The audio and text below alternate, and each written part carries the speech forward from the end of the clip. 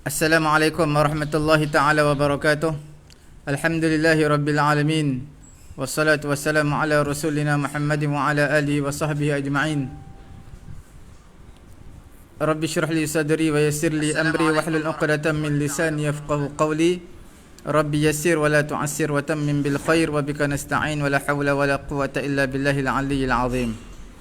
Alhamdulillah, tuan-tuan puan-puan dirahmati Allah Subhanahu wa taala. Seperti yang kita bincangkan dahulu pada hari ini, tuan-tuan puan-puan dirahmati Allah, kita nak bincang tentang perkembangan fiqh pada zaman imam-imam yang mujtahidin. Okey? Pada zaman imam-imam yang mujtahidin. Sebelum daripada tu, suka juga saya sebutkan di sini.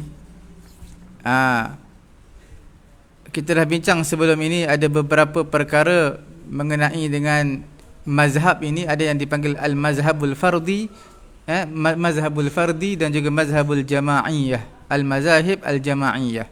Kita telah bincangkan sebelum ini.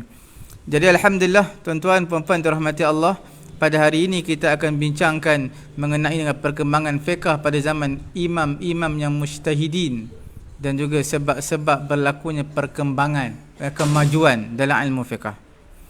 Ilmu fiqh semakin berkembang dan maju pada zaman imam mujtahidin, iaitu Imam Syafi'i, Imam Malik, Imam Ahmad bin Hanbal.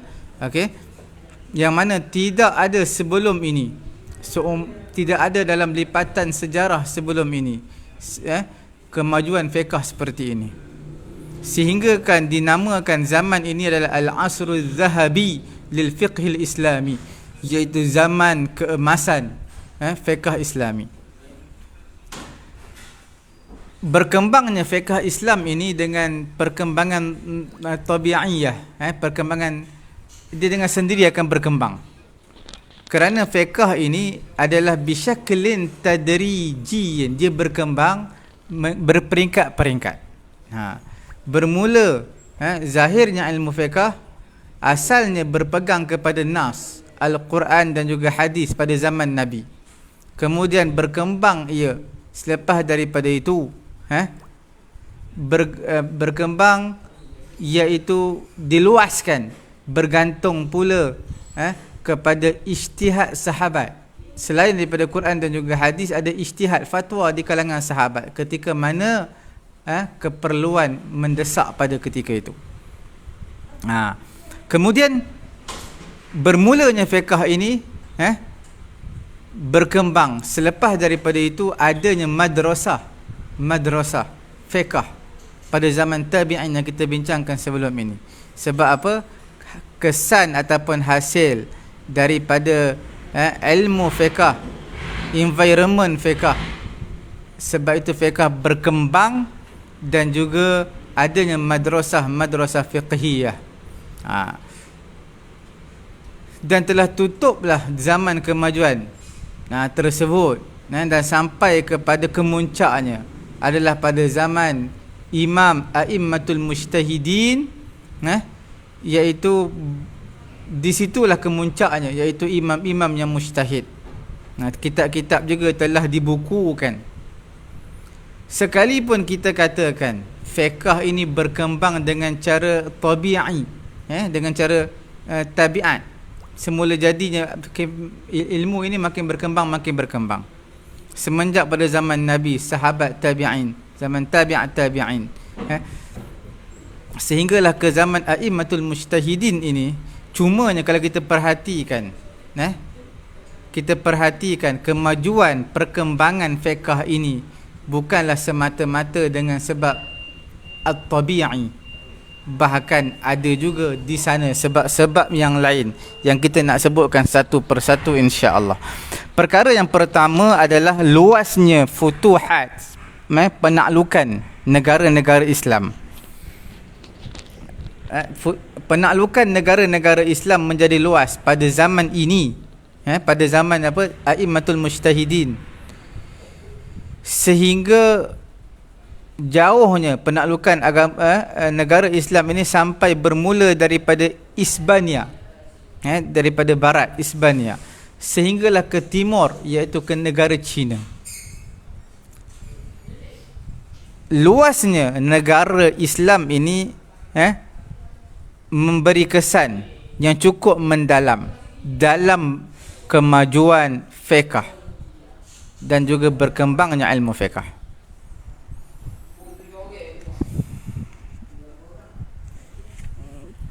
Oleh kerana yang demikian, kita katakan di sini, bila mana luasnya penaklukan negara-negara Islam, maka akan berlaku beberapa perkara. Perkara yang pertama, kita katakan berlakunya banyak isu-isu yang baru. Perkara yang keduanya, thaqafat al-umam al-mukhtalifah, kebudayaan, ketamadunan umat yang berbeza, dan juga memberi kesan kesan kebudayaan tersebut pada akal. Dan yang ketiganya adalah berkembang ataupun majunya rihlah al-ilmiyah, perkembangan dunia ilmu. Ini kita akan huraikan satu persatu. Tuan-tuan boleh juga rujuk, refer kepada kitab Ar-Rasyad Hasan Khalil dalam kitab Tarikh Al-Fiqhil Islami. Okey, apabila luasnya penaklukan negara-negara Islam, adalah pada negara yang luas ini sudah pasti pelbagai bangsa. Pelbagai bangsa yang berbeza-beza warna kulit dan juga bahasa di sana. Dan juga ketamadunan mereka, adat, uruf mereka juga berbeza-beza. Fa'aradat alal Imam Abi Hanifah, telah datang kepada Imam Abu Hanifah taklid, kebudayaan Ahlul Iraq. Telah datang kepada Imam Syafi'i adat, kebiasaan Ahlu Mesir, penduduk Mesir. Telah datang kepada Imam Auza'i, Imam Al-Auza'i yang wafat pada tahun 157 Hijrah, uruf ataupun kebiasaan orang-orang Syam.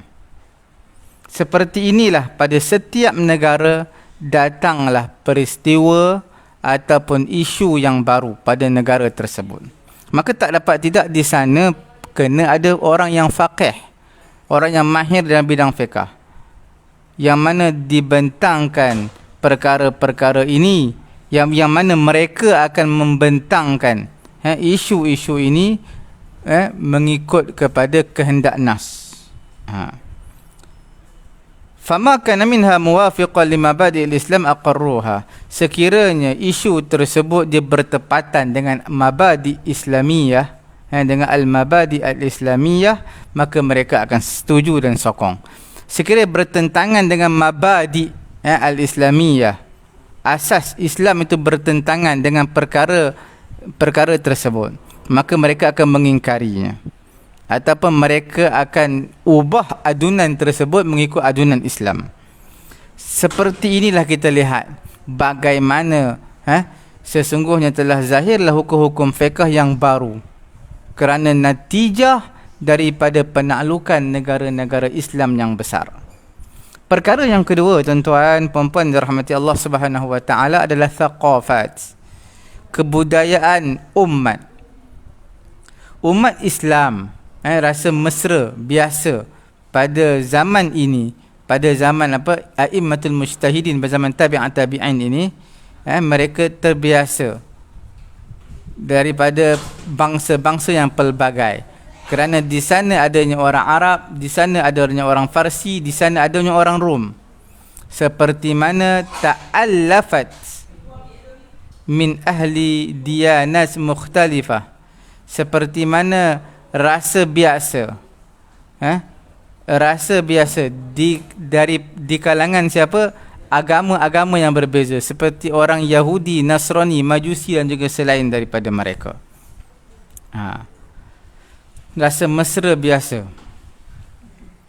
Okey. Wa kana li hadha syu'ub thaqafat muta'addidah. Bagi bangsa-bangsa ini sebenarnya ada kebudayaan yang pelbagai. Apabila Islam allafa menjinakkan hati mereka, hati orang Yahudi, Nasrani ataupun Majusi, dan menghilangkan perbezaan sesama mereka. Tabadalu ma bainahum al-ma'arif wat tajarub. Wa kana li hadzal ittisal al-'ilmi wal ijtima'i atharun fi tanmiyatil fikr wa wasi'atil madarik. Sebenarnya kesan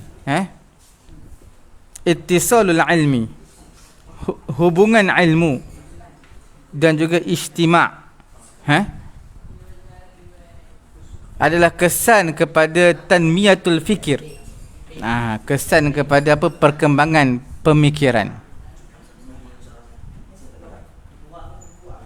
Sesungguhnya kita lihat telah membantu ke atas ittisal, untuk menyambung kepada ilmu dan juga ijtima' masalah sosial. Intisharut terjemah lil ulum al-mukhtalifah, telah tersebar juga terjemah kepada ilmu-ilmu yang pelbagai. Itu membantu juga sebenarnya. Terutama pada zaman ini, pada zaman siapa? A'immatul mujtahidin, seperti ilmu perubatan, ilmu kimia, ilmu falsafah dan juga ilmu mantiq. Wa qad in'akasa hadha ala mukhtalifil ulum, ala mukhtalifil ulum ad-diniyah wa fi muqaddimatiha usulul fiqh wa ilmul kalam. Ilmu agama yang pelbagai dan muqaddimah, pendahuluan sebelum masuk ilmu-ilmu yang lain, adalah dipanggil sebagai ilmu usulul fiqh dan juga ilmul kalam.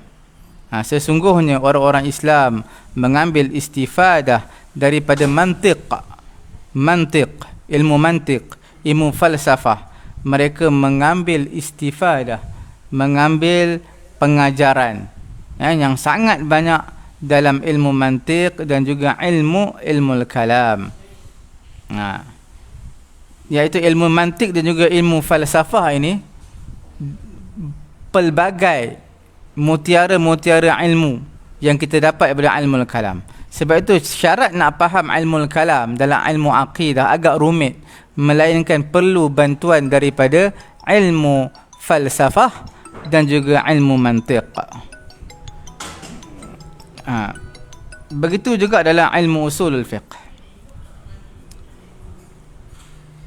Wa fi ifadatihim, untuk memberi faedah kepada mereka dalam bab usulul fiqh ini, istita'ul fuqaha, kemampuan ulama-ulama fiqh an yadbatu an-nazar, mereka telah mendhabitkan pandangan, mereka meletakkan untuk ijtihad ini beberapa adawat dan juga qanun, cara-cara undang-undang, tak boleh sembarono. Sesungguhnya telah membantu dalam perkara ini ala idka'i harakatil fiqh wa nasyatihi, untuk berkembangnya ilmu fiqh dengan baik. Dan perkara yang ketiga, tuan-tuan puan-puan yang dirahmati Allah Subhanahu wa taala, iaitu izdiharur rihlah al-ilmiyah, iaitu berkembang perjalanan ilmu. Kerana luasnya futuhat, pembukaan negara Islam, itu adalah kesannya pada izdihar, berkembang juga rihlah, perjalanan menuntut ilmu. Wa mimma zada min namwil fiqh wa harakatihi rihlatul ulama. Di antara perkara yang penting dalam perkembangan ilmu dan juga pergerakan fiqh ini, iaitu perjalanan ulama fiqh ke Makkahul Mukarramah, ke Madinatul Munawwarah pada musim haji. Wa min amsal, contoh, kita bagikan beberapa contoh rihlat, perjalanan. Contoh rihlatil Imam Asy-Syafi'i ila al-Madinah wal Iraq wa Mesir, iaitu bagaimana perjalanan pemergian Imam Syafi'i pergi ke Madinah, pergi ke Iraq, pergi ke Mesir. Sesungguhnya Imam Asy-Syafi'i rahimahullahu ta'ala telah bermusafir ke Madinatul Munawwarah ketika mana dia menjadi anak murid kepada Imam Malik rahimahullahu ta'ala. Dan dia juga pernah bermusafir Imam Syafi'i ini ke negara Iraq, di mana dia mendengar ilmu daripada Imam Muhammad bin Hasan Asy-Syaibani.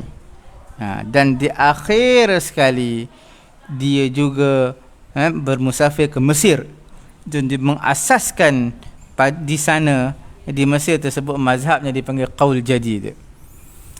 Okey, seperti itu juga kalau kita lihat A'immatul Hanafiyah, imam-imam Hanafiyah, minal Imam Abi Hanifah, imam-imam Al-Hanafiyah, iaitu Imam Abu Hanifah, Imam Al-Qadhi Abu Yusuf, dan juga Muhammad Ibnul Hasan Al-Shaybani. Mereka semua bermusafir ke negara Hijaz. Hijaz kita bincangkan dulu. Di mana negara Hijaz? Iaitu di Madinatul Munawwarah pada musim haji.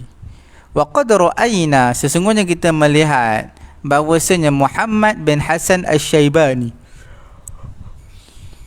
dia juga sebenarnya mendengar bacaan kitab Muwatta daripada Imam Malik di Madinah dalam tempoh 3 tahun.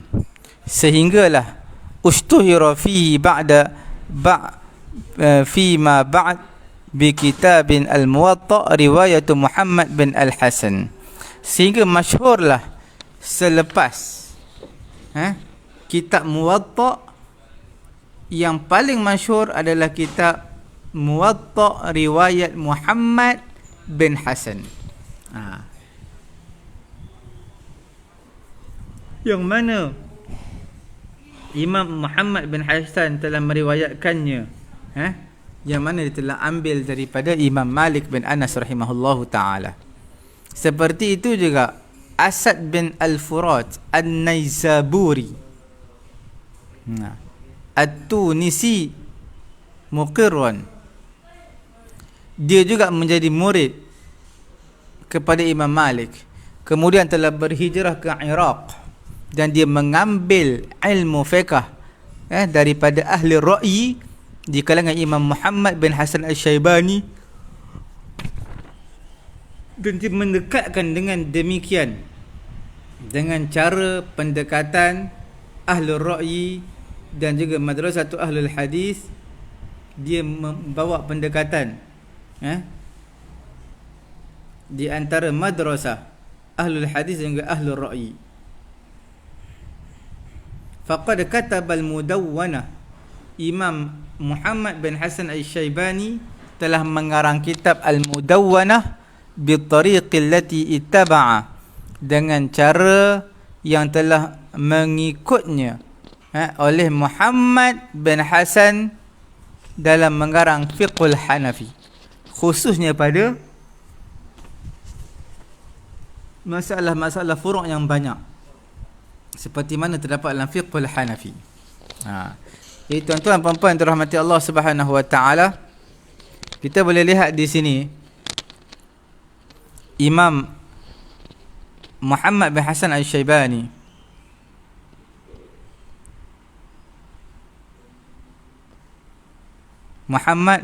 Al-Shaybani telah pergi ke mana? Ke Iraq, dan dia mengambil ilmu fiqh daripada ahlul ra'yi.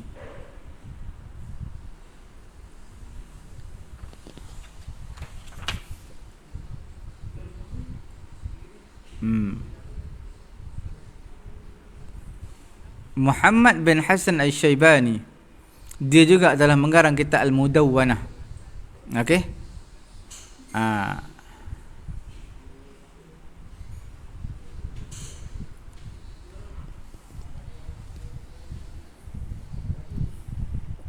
Bukan Imam Muhammad bin Hasan Al-Shaybani. Kita lihat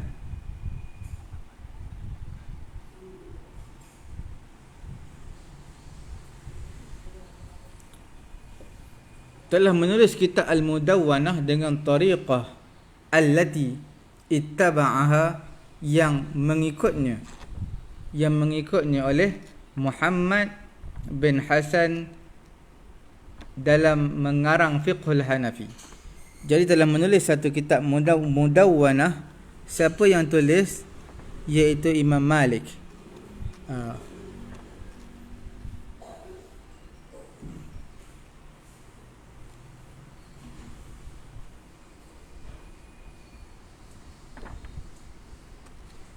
faqad kataba al-mudawwanah bi-tariqah allati ittaba'aha Muhammad bin Hasan fi tadwin al-fiqh al-Hanafi. Sesungguhnya telah mengarang kitab Mudawwanah dengan cara yang mana telah mengikuti cara tersebut oleh Muhammad bin Hasan dalam tadwin fiqh al-Hanafi. Makna di sini kitab Mudawwanah bukan milik Imam Malik tetapi milik kepada Imam Muhammad bin Hasan Asy-Syaibani.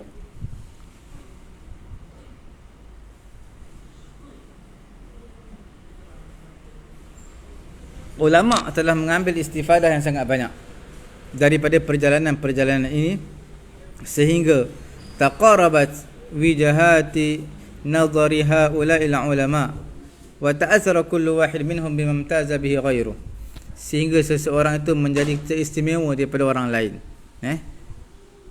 Sebab memulakan rihlah menuntut ilmu.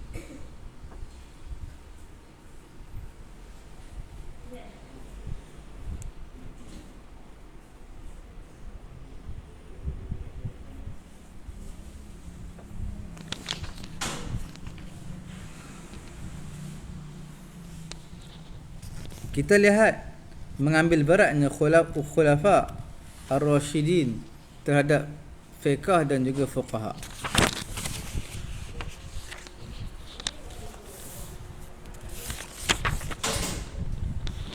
InsyaAllah tuan-tuan, kita akan sambung lagi perkara ini pada minggu akan datang insyaAllah. Waktu kita akan bagi tahu semula waktu bila. Cukup sekadar ini dulu. Jangan lupa tuan-tuan puan-puan dirahmati Allah Subhanahu Wa Taala, tekan butang share, sama-sama memanfaatkan pengajian kita pada pagi yang mulia ni. Dan seterusnya yang terlepas mengikuti kita boleh terus layari page Facebook kami Pusat Tahfiz At-Taqwa, layari YouTube kami Pusat Ilmu At-Taqwa. InsyaAllah kita bertemu kembali. Subhanallahumma wa bihamdihi, subhanakallahumma wa bihamdika, asyhadu an la ilaha illa anta astaghfiruka wa atubu ilaik.